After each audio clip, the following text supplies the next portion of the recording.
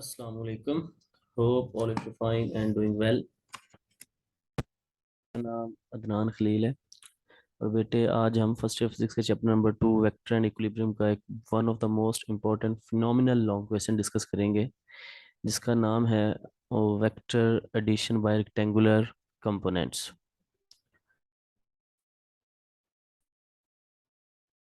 मतलब क्या कि हमने वेक्टर्स को ऐड करना है, और ऐड करना है किसकी मदद से? रेक्टेंगुलर कंपोनेंट्स की मदद से। तो सबसे पहले आपको कंपोनेंट्स का पता होना चाहिए कि कंपोनेंट्स क्या होते हैं। बेटा जब भी कोई वेक्टर कोऑर्डिनेट एक्सिस के अंदर ड्रा किया जाता है, 3 डायमेंशन में या 2 डायमेंशन में, तो उस डायमेंशन में उस वेक्टर की किसी न किसी एक्सिस के अलोंग इफेक्टिव वैल्यू होती है। वो जो इफेक्टिव वैल्यू होती है उसको कंपोनेंट कहा जाता है।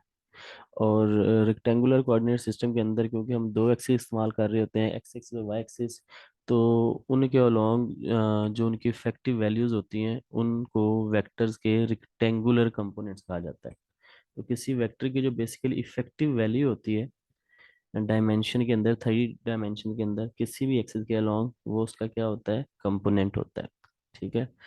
तो हम इस टॉपिक में सबसे पहले क्योंकि वेक्टर्स को ऐड करना है, तो वेक्टर्स को ऐड करने के लिए हम वेक्टर एक से ज़्यादा लेंगे, हम दो वेक्टर्स लेंगे। फिर हम उन दो वेक्टर्स के कंपोनेंट्स को डिस्कस करेंगे। ठीक है। फिर हम उन वेक्टर्स के कंपोनेंट्स को ऐड करके जो रिजल्टेंट वेक्टर होगा उसके कंपोनेंट निकालेंगे। ठीक है।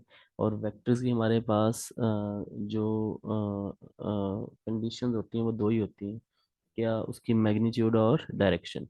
तो हम वेक्टर की मैग्नीट्यूड भी निकालेंगे in terms of rectangular components और उसकी डायरेक्शन को भी कैलकुलेट करेंगे। चलें सबसे पहले डेफिनेशन देख लेते हैं। जैसे कि मैंने आपको पहले बताया, the effective values of a vector in a given direction is called component of a vector. और rectangular components of a vector की कैसे आप डेफिनेशन करेंगे? The components of a vector which are perpendicular to each other are called rectangular components of vector. ठीक है। Okay. अब फर्ज करें हम सबसे पहले जो है इसके कंपोनेंट्स को डिस्कस कर लेते हैं। उसके लिए मैंने सपोज किया है मेरे पास एक्स और वाई एक्सिस, मेरे पास रेक्टेंगुलर कोऑर्डिनेट सिस्टम है। उसके अंदर एक वेक्टर ए है, ठीक है, जो पॉइंट पी तक है, और जो एक्स एक्सिस के साथ क्या बना रहा है? Angle theta.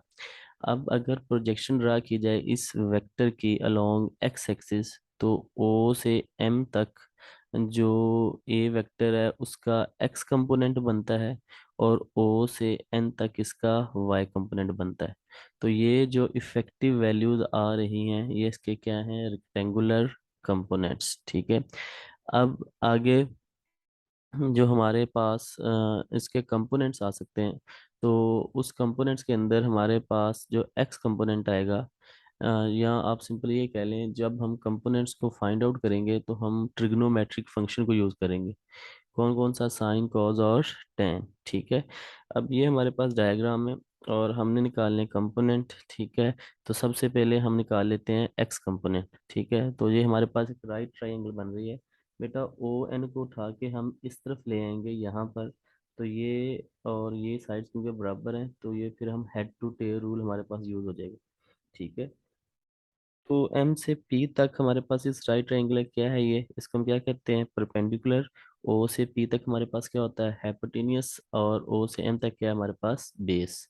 उर्दू वाले बच्चे अगर जिन्होंने पढ़ा हो, उर्दू मीडियम से पढ़ के आए हों, उनको पता है कि इसको हम कहते हैं कायदा, इसको हम कहते हैं अमूद। ठीक है। एम से पी तक, और ओ से पी तक जो है इसको हम कहते हैं वतर। ओके। चलते हैं एक्स कंपोनेंट निकालते हैं। एक्स कंपोनेंट के लिए हम ट्रिग्नोमेट्रिक फंक्शन यूज करेंगे, cause of theta. Cause of theta बेटे किसके बराबर होता है? बेस ओवर हाइपोटेनियस के। अब हमारे पास बेस क्या है इसमें? O M. और हाइपोटेनियस क्या है? O P. तो इन दोनों की रेशियो किसके बराबर होती है? कॉज ऑफ थीटा के। तो O M over O P values put कर लें। ओ एम की वैल्यू क्या है? ए एक्स। और ओ पी क्या है? ए। तो ए एक्स किसके बराबर आ गया? ए कॉज ऑफ थीटा के। ठीक है। इसी तरह वाई कंपोनेंट जो होता है उसको निकालने के लिए हम ट्रिग्नोमेट्रिक फंक्शन साइन यूज करते हैं। साइन किसके बराबर होता है हमारे पास? Perpendicular over hypotenuse. परपेंडिकुलर हमारे पास डायग्राम में क्या है? एम पी ओ, और हमारे पास हाइपोटेनियस क्या है? O P. तो एम पी या ओ एन किसके बराबर है? आपके पास ए वाई के। ठीक है। और जो ओ पी है वो किसके बराबर है? ए के। तो ए वाई इधर रहेगा, इधर क्या हो गया? मल्टीप्लाई। तो क्या आ गया? A Y is equal to A sine of theta. ये हमारे पास निकल आए कंपोनेंट्स एक वेक्टर के। फिर हमने अगर मैग्नीट्यूड निकालनी हो तो बेटा मैग्नीट्यूड निकालने के लिए हम यूज करते हैं पैथागोरस थ्योरम। ठीक है, इसको पैथागोरियन थ्योरम भी कहा जाता है। ये पैथागोरियन थ्योरम किसके बराबर होता है? कि ये बराबर होता है कि हाइपोटेनियस का square is always equal to base square plus perpendicular square. तो हाइपोटेनियस हमारे पास क्या बन रहा है? O P. बेस क्या बन रहा है? O M. और परपेंडिकुलर क्या बन रहा है? M P. ठीक है, या ओ एन भी कह सकते हैं। तो क्या आ गया? ओ पी का square is equal to O M का स्केयर प्लस एम पी का स्केयर। ओ पी किसके बराबर है? ए के। ओ एम किसके बराबर है? ए एक्स के। और एम पी किसके बराबर है? ए वाई के। जब दोनों तरफ स्केयर रूट लेंगे तो ए का स्केयर स्केयर रूट से क्या हो जाएगा? कैंसल। लेकिन A X square plus A Y square पर स्केयर रूट रहेगा, क्योंकि ये कंप्लीट स्केयर नहीं बनता, इसलिए आप इसका स्केयर से स्केयर रूट कैंसल नहीं कर सकते। मैग्नीट्यूड आ गई। उसके बाद हमें क्या फाइंड करनी है? डायरेक्शन। डायरेक्शन के लिए बेटा हम ट्रिग्नोमेट्रिक फंक्शन यूज करते हैं tan। तो tan किसके बराबर होती है? परपेंडिकुलर ओवर बेस के। तो परपेंडिकुलर क्या है हमारे पास? M P. और बेस क्या है हमारे पास? O M. एम पी किसके बराबर है? ए वाई के। और ओ एम किसके बराबर है? ए एक्स के। तो हमारे पास क्या आ जाएगा? ए वाई ओवर ए एक्स। डायरेक्शन को रिप्रेजेंट करने के लिए यूज होता है थीटा। तो tan उधर क्या हो जाएगा? tan inverse. ये हमारे पास आगे एक वेक्टर के कंपोनेंट्स, उसकी मैग्नीट्यूड और डायरेक्शन। अब बढ़ते हैं अपने लॉन्ग क्वेश्चन की तरफ। अब आपको पता चल गया कि वेक्टर क्या है, वेक्टर्स के कंपोनेंट्स क्या है, उनकी मैग्नीट्यूड कैसे निकालते हैं, उसकी डायरेक्शन कैसे निकालते हैं। बेटा वन थिंग मोर, ये जो मैग्नीट्यूड है, डायरेक्शन है, ये कंपोनेंट्स के वेक्टर्स, जो वेक्टर्स के जो कंपोनेंट्स हैं, इनके जो फॉर्मूलिज्म है, इनको अच्छे से याद रखना है। ये आपने नाइन्थ क्लास में भी किया हुआ है, जिसको आपने रेजोल्यूशन ऑफ फोर्स का नाम दिया हुआ था। ठीक है, force is also vector quantity. तो ये सारे स्टेप्स आपने उसमें किए हुए हैं। ओके। और अब हम करते हैं वेक्टर एडिशन। तो देखें हमारे पास ओ से एम तक जो है एक वेक्टर है। ठीक है। और इस वेक्टर को हमने ए का नाम दिया हुआ है, और एम से पी तक हमारे पास दूसरा वेक्टर है, उस वेक्टर को मैंने बी का नाम दिया हुआ है। इन दोनों वेक्टर को हमने ऐड किया है टू टेलर रूल से। और ओ से पी तक हमारे पास रिजल्टेंट वेक्टर, जिसको मैंने किससे शो किया हुआ है? आर से। तो अब वेक्टर्स को ऐड करना है रेक्टेंगुलर कंपोनेंट्स की मदद से। ठीक है। और वो हम अब देखेंगे। ठीक है। अब सबसे पहले तो अगर वेक्टर्स को रेक्टेंगुलर कंपोनेंट्स की मदद से ऐड करना है, तो इन दोनों वेक्टर्स को हमें क्या ड्रा करने पड़ेगा? कंपोनेंट्स। और हम कैसे ड्रा करते हैं? प्रोजेक्शन ड्रा करके। तो हमने एम से प्रोजेक्शन ड्रा की कहाँ तक? क्यू तक। तो ओ से क्यू तक हमारे पास क्या आ गया? ए एक्स। फिर हमने पी से प्रोजेक्शन ड्रा की कहाँ तक? यहाँ तक, आर तक। ठीक है। या आप उसको जो भी नाम देना चाहते हैं आप दे लीजिए। तो Q से ऑनवर्ड यहाँ तक हमारे पास क्या आ गया? B x. या M से S तक हमारे पास क्या आ गया? B x. इसी तरह अगर आप अलोंग वाई एक्सिस ड्रा करते, ठीक है, तो ये वाला इस तरफ ड्रा कर लें, या ये वाला इस तरफ ड्रा कर लें, तो ये R से S तक हमारे पास क्या आ जाएगा? ए वेक्टर का वाई कंपोनेंट। और इसी तरह एस से पी तक हमारे पास क्या आ जाएगा? बी वेक्टर का वाई कंपोनेंट। क्लियर है? अब रिजल्टेंट वेक्टर देखिए आप। जो रिजल्टेंट वेक्टर है वो इन दोनों वेक्टर्स का सम है। तो अगर आप रिजल्टेंट वेक्टर की प्रोजेक्शन ड्रा करते हैं अलोंग एक्स एक्सिस, तो वो ओ से आर तक आ रही है। और ओ से आर तक ए वेक्टर का एक्स कंपोनेंट भी आ रहा है, और बी वेक्टर का भी एक्स कंपोनेंट आ रहा है। इस तरह अगर आप इसकी प्रोजेक्शन ड्रा करते हो अलोंग वाई एक्सिस, तो यहाँ से आप यहाँ तक ले जाएं बेशक। ठीक है। Let me tell you. ये देखें, आप यहाँ से ड्रा कर लें कहाँ तक? यहाँ तक। तो जो यहाँ तक ड्रा हो रहा है टोटली, ये वाला, ये हमारे पास क्या आ जाएगा? इसका आर वाई। ठीक है। ओके। अब उसने इस तरफ ड्रा किया हुआ है, तो ये वाला हमारे पास आर वाई उसने ड्रा किया हुआ है कहाँ तक? आर से पी तक। और इस आर से पी तक ए वेक्टर का भी वाई कंपोनेंट आ रहा है, और बी वेक्टर का भी वाई कंपोनेंट आ रहा है। ठीक है। क्योंकि हमने रिजल्टेंट के निकालनी है, एडिशन जो होनी है हमारे पास, एडिशन के बाद हमने रिजल्टेंट देखना है, तो रिजल्टेंट का ही हम एक्स कंपोनेंट देखेंगे और रिजल्टेंट का ही वाई कंपोनेंट देखेंगे, लेकिन in terms of rectangular component. तो क्या लिखा फिर, हमने कहा कि फर्ज करें हमारे पास दो वेक्टर ए एंड बी, उनको ओ एम और ओ एन की लाइन से रिप्रेजेंट किया गया है, हेड टू टेल रूल से मतलब उनको ऐड कर दिया, और रिजल्टेंट वेक्टर क्या है आर। सबसे पहले हमने एक्स कंपोनेंट फाइंड करना है और वाई कंपोनेंट फाइंड करना है, जितने भी वेक्टर्स हैं। ठीक है, तो उसको हमने रिजॉल्व कर लिया, जिस तरह आर है, ए है, बी है, उसके रेक्टेंगुलर कंपोनेंट्स के अंदर। फिर हमने उसके कोरिस्पोंडिंग लाइंस ड्रा कर ली। ठीक है, ये देखिए जिस तरह हमने लाइंस ड्रा की हैं कि ओ क्यू किसको रिप्रेजेंट कर रहा है एक्स कंपोनेंट को, क्यू आर किसको रिप्रेजेंट कर रहा है बी का x component, etcetera and etcetera. तो दूसरे स्टेप में हमने क्या करना है कि हमने रिजल्टेंट का एक्स कंपोनेंट फाइंड करना है। ठीक है, जिसको हॉरिजॉन्टल कंपोनेंट भी कहते हैं। और एक्स कंपोनेंट किसके बराबर आया, ओ से आर तक, ओ से आर तक आपके पास ओ क्यू भी आ रहा है प्लस क्यू आर भी आ रहा है। ठीक है, तो हमने उसका एक्स कंपोनेंट फाइंड कर लेना है। और ये हमारे पास एक्स कंपोनेंट गया O Q plus Q R, O Q किसके बराबर है ए एक्स, और क्यू आर किसके बराबर है बी एक्स के। तो रिजल्टेंट का आर एक्स किसके बराबर आ गया ए एक्स प्लस बी एक्स।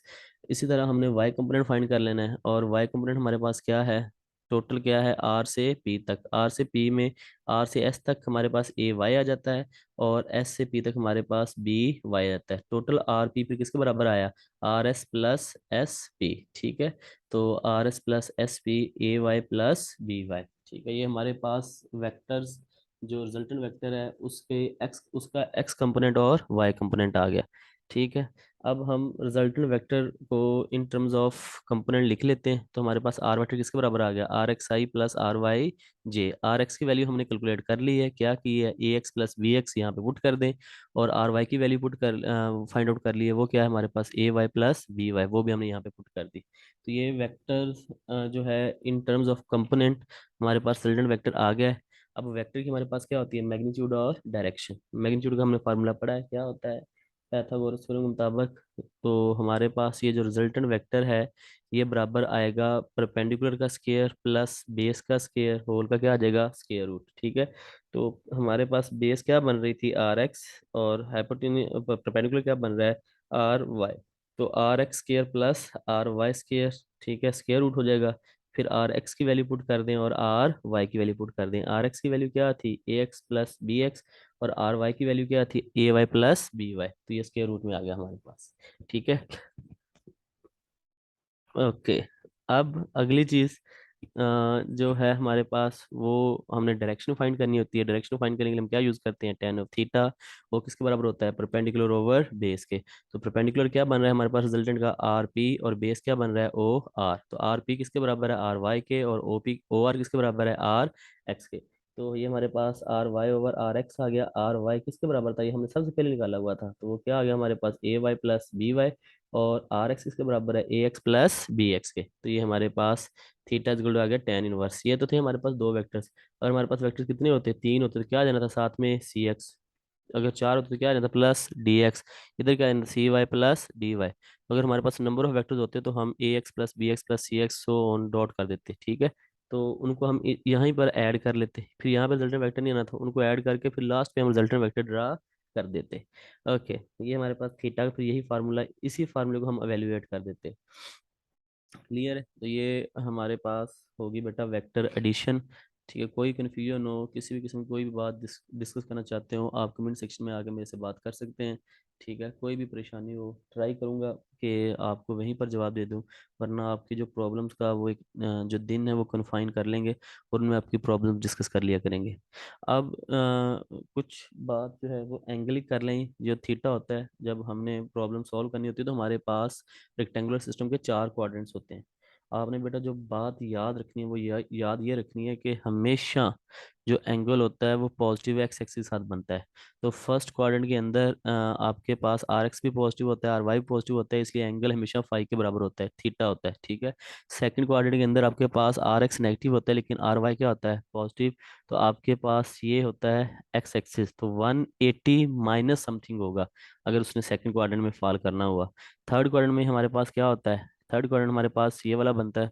अगर मैं यहाँ पे ड्रा करूँ,